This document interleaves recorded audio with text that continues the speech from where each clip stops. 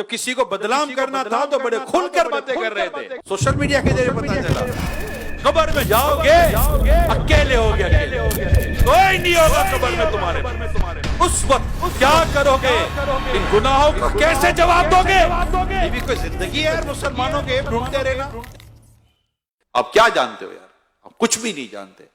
आप सिर्फ सुनी सुनाई बात पर बयान करते हो। आपको लगता है शैतान ने कान में आकर कुछ फूंक दिया है।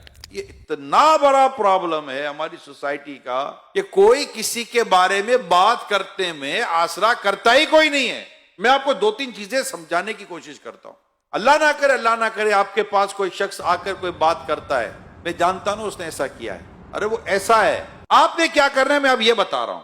सोशल मीडिया के जरिए पता चला, व्हाट्सएप के जरिए पता चला, अखबार के जरिए पता चला, टीवी के जरिए पता चला। क्या ये सारे जराए ऐसे हैं कि जिस पर आप आंख बंद करके यकीन कर लोगे? नहीं हो सकता ना। अब आपके पास जरिया कौन सा है? मुझे खुद उस आदमी ने आकर बताया है। अच्छा, आपने मान लिया। क्या करता भाई? आप क्या करते? आप उसको कहते कि अगर तुम बात जो कह रहे हो सच है तो गवाह लाओ, शरई सबूत लाओ। मैं कैसे किसी मुसलमान के ऊपर कही गई बात का मैं कैसे यकीन कर लूं? रसूल अकरम सल्लल्लाहु अलैहि वसल्लम फरमाते हैं मुसलमान की मुसलमान पर हराम है उसकी जान, उसका माल और उसकी इज्जत।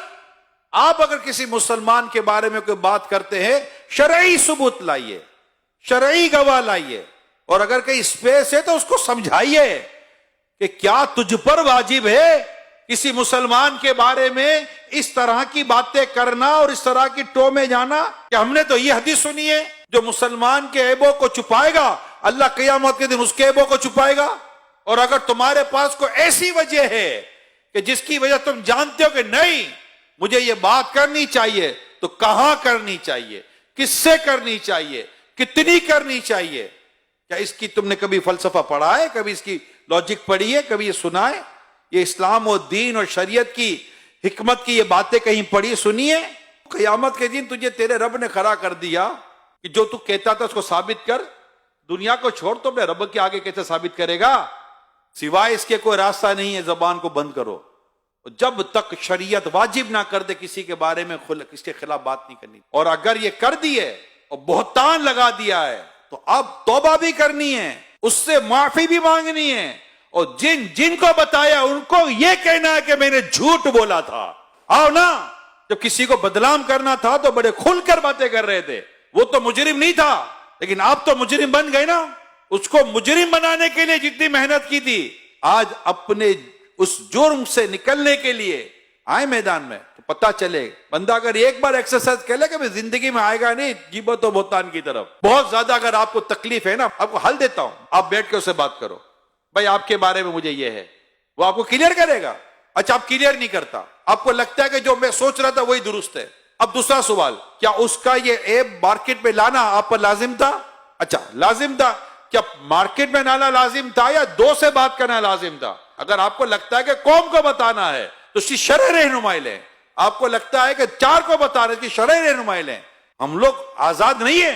अपनी जबान को, अपनी सोच को, अपने ख्यालात को, अपनी ख्वाहिशात को, अपने जज्बात को, अपनी मोहब्बतों को, अपनी नफरतों को, सबको इस्लाम और दीन के आपको उस पर तोलना पड़ेगा। तो मतलब मादर पितर आजाद मामला थोड़ी होगा कि जो जिसके ऊपर चाहेगा उंगली उठा देगा, जिसके ऊपर चाहेगा कलम चला देगा। ठीक है, चलो दुनिया में कोई आपको बोलने वाला, पूछने वाला, पकड़ने वाला नहीं होगा, हो सकता है नहीं होगा। आप बड़े मतलब के ताल्लुकात वाले होंगे, बड़े मुंह के, आपकी जबान भी बद किसी के काबू में नहीं आती होगी, लोग आपके शर से डरते होंगे, आपके फितरे से डरते होंगे, और आप ये सब कुछ जो तमाशा करोगे, आखिर एक दिन तो मरोगे, कब्र में जाओगे, अकेले होगे, अकेले, कोई नहीं होगा कब्र में तुम्हारे पास। उस वक्त क्या करोगे? इन गुनाहों का कैसे जवाब दोगे जो तुमने मुसलमानों की मां, बहन, भाई, पता नहीं किस किस की इज्जतों को पामाल किया। और फिर उस पर बाज लोग तो पैसे लेते हैं, इस तरह की बातें करने को पेशा बना लेते हैं। अल्लाह की पनाह, वला हौला वला कुव्वता इल्ला बिल्लाहिल अलीय्यिल अज़ीम। अल्लाह हमें अक्ल सलीम अता फरमाए। ये भी कोई जिंदगी है यार मुसलमानों के ऐब ढूंढते रहना? अस्तगफिरुल्लाह। क्योंकि पता चले तो बंदा वहीं दबा दे। मोमिन वो है जो अपने लिए पसंद करता है, अपने भाई के लिए वही पसंद करता है। अल्लाह ना करे आपका ऐब किसी पर जाहिर हो जाए तो आपकी क्या ख्वाहिश होगी? वही दब जाए कि फैले।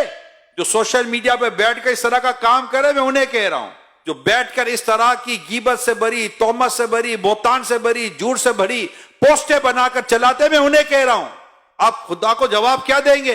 अच्छा, फिर मैं उन लोगों से बात करता हूं कि जिनके सामने ये बातें आती हैं, आपको नहीं घबराहट होता यार किसी के बारे में कोई कमजोर बात, ऐब वाली बात आपके सामने आ जाए? बल्कि मेरी मालूमात है, ऐसी वीडियो ज्यादा देखी जाती है जिसमें किसी के ऐब खुले हुए हो, ऐसी पोस्ट ज्यादा देखी जाती है जिसमें किसी के इज्जतें उछाली जा रही हो। इंटरेस्ट लेता है एक आदमी, क्या हो गया हमारी सोचों को, कब पाकिज़गी मिलेगी? नहीं यार नहीं, खुदा अल्लाह मेरे गुनाह माफ करे, मैं किसी के बारे में क्यों सुनूं यार? अल्लाह ना करे इसकी जगह मेरी खबर होती तो, मुझ पर तोहमत लगा होती तो, मुझ पर बोहतान लगा होता तो। अरे मैं आपको बात बता रहा हूं, माने मेरी बात, बिल्कुल बेपर की लाती है कौम, कोई हाथ ना पैर ना सर ना मुंह, कुछ भी नहीं होता, उसके ख्वाब में भी वो नहीं होता जो चल पड़ा होता है। यानी उसको कोई आकर कहता तुझे पता चला क्या, तेरे बारे में ये आया, मेरे बारे में कहां से ले आया? है ही नहीं, कुछ पता ही नहीं है। ऐसे ऐसे वाकयात होते हैं, तो हमें भी मानने की कोई ऐसी खास जरूरत है नहीं, बस अपने मतलब कान और सोच को हमें अल्लाह पाक पाकीज़गी नसीब करे।